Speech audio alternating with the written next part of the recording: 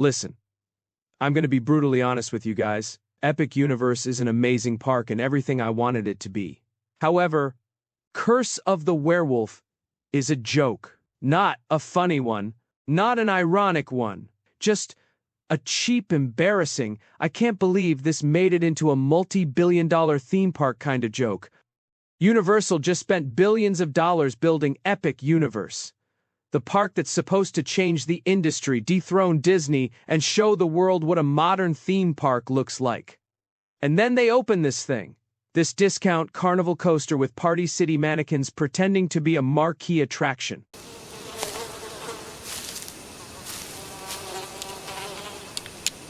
That is one big pile of shit. Universal hyped Dark Universe as prestige horror, as this dark, atmospheric land full of detail and world building.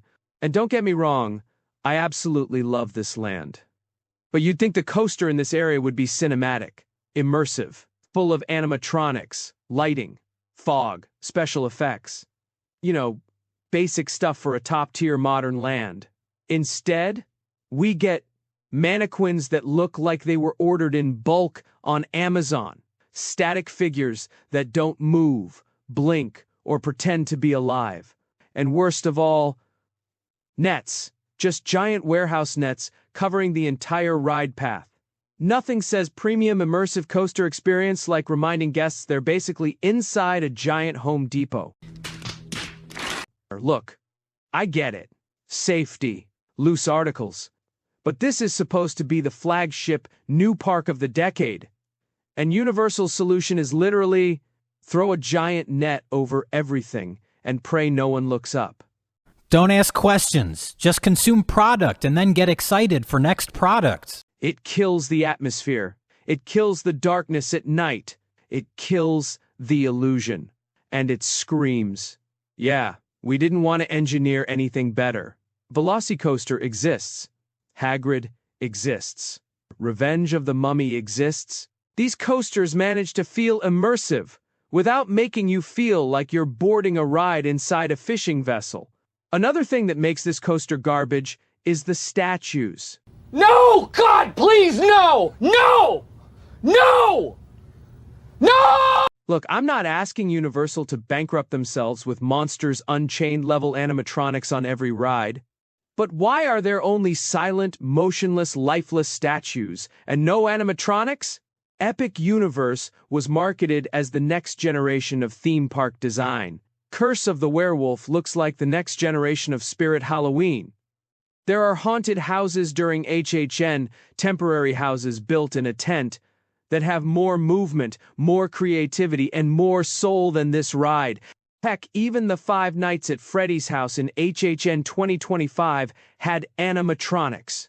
And those are built in a few months. What excuse does a multi-billion-dollar permanent land have? Seriously, explain that to me. Universal Monsters Land looks incredible.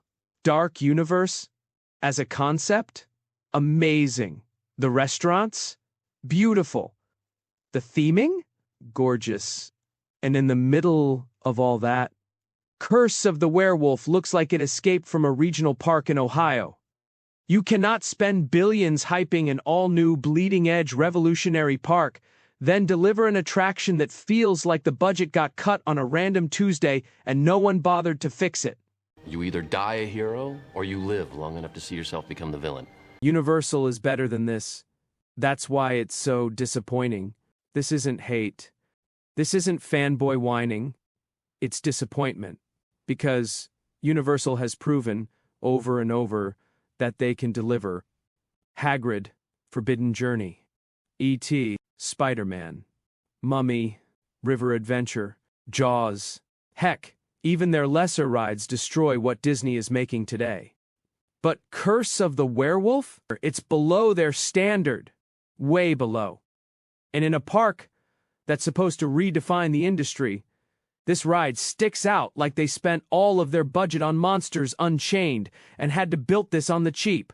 At the end of the day, Curse of the Werewolf isn't just a miss, it's a warning sign. If Universal wants to compete at the level they keep bragging about, they can't afford to drop rides like this, especially not in the most anticipated park in the world. Anyway, that's it for today. Like the video, subscribe to my channel, and let me know if you disagree, or if you think Universal should have spent at least $20 more on something that moves. See you next time.